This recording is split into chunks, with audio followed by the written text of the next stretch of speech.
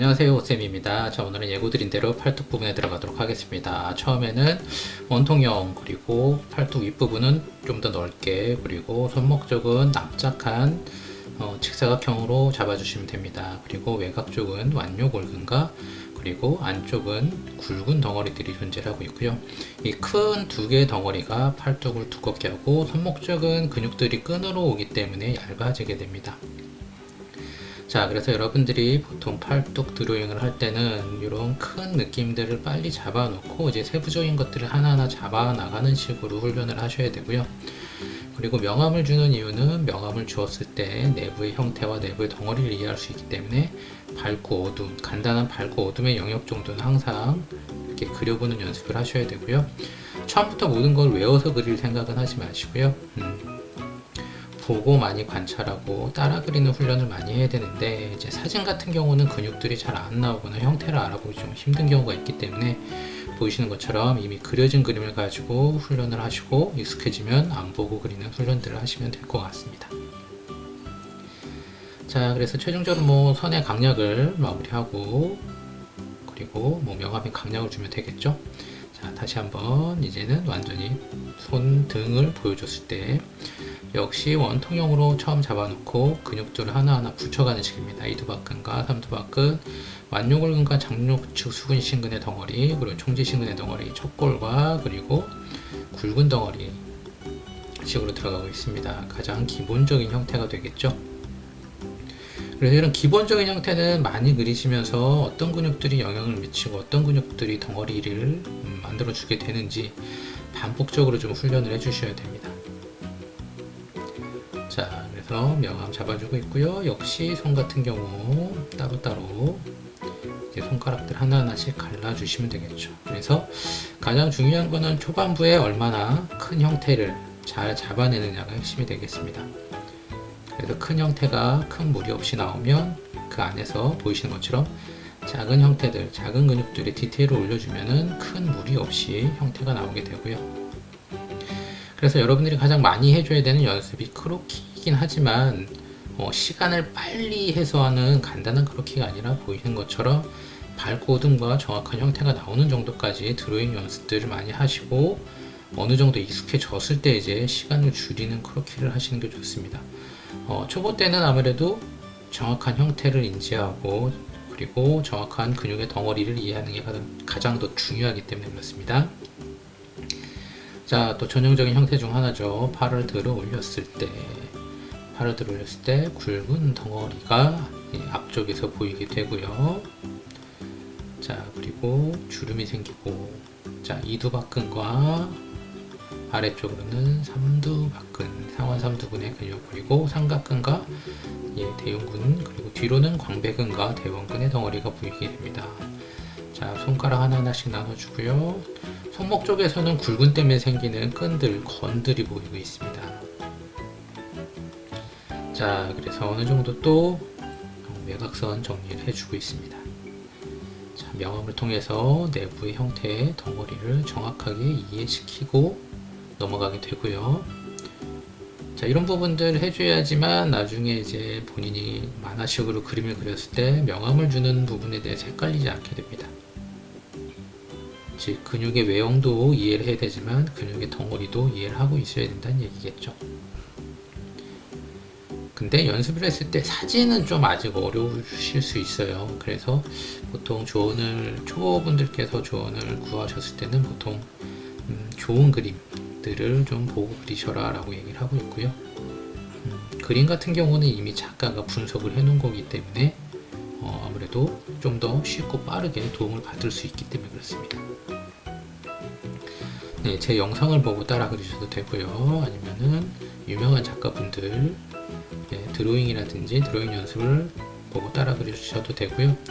요즘 같은 경우는 인터넷만 쳐도 해외 유명 작가들 그림들을 좀 쉽게 접할 수 있기 때문에 그런 좋은 아니면 본인 마음에 드는 작가들의 그림들을 통해서 본인의 색깔을 하나하나씩 가져가시면 됩니다.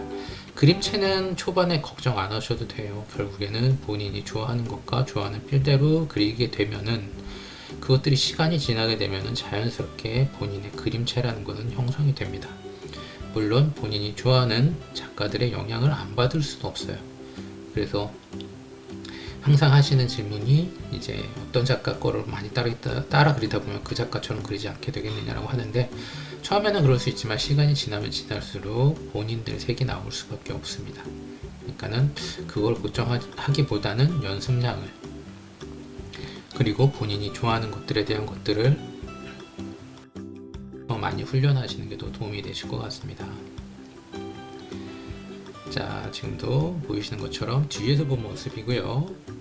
자, 팔뚝 위주로만 명암을 집어넣겠습니다. 그래서 밑에 보면 아시겠지만, 완벽한 저 같은 경우는 원통으로 그리질 않죠. 팔뚝의 윗부분은 원통이지만 손목, 손목인 경우에는 직육면체 위주로 그리고 있습니다. 그게 더 가깝기 때문에, 그죠? 치우제 인체랑 가깝기 때문에. 자, 완요골근과 장요측 수근신근의 덩어리는 하나로 처리해주고, 총지신근과 척골 그리고 굵은 덩어리를 살짝 보여줬습니다. 역시 뒤에서 본 모습입니다. 자, 명암을 통해서 내부 형태, 즉 내부의 덩어리를 보여주고 있습니다. 자, 그리고 강한 부분들을 더 어둡게 해줘서 튀어나온 부분들을 덩어리를 주고 있고요. 그리고 외곽선 강약을 통해서 그림을 마무리 짓고 있습니다. 자, 그리고 손등 부분에 총지신근의 끈들이 보일 수가 있는데, 사실은 주먹을 쥐게 되면은 총지신근의 건은 잘 보이지 않고요. 손가락을 쫙 폈을 때 총지신근의 끈은 잘 보이게 됩니다. 여러분들이 직접 손을 펴보셔도 아마 잘 보이실 겁니다. 자, 오늘 같은 경우는 드로잉을 한 번씩 따라 그려보시면 좀 더 도움이 되실 것 같고요.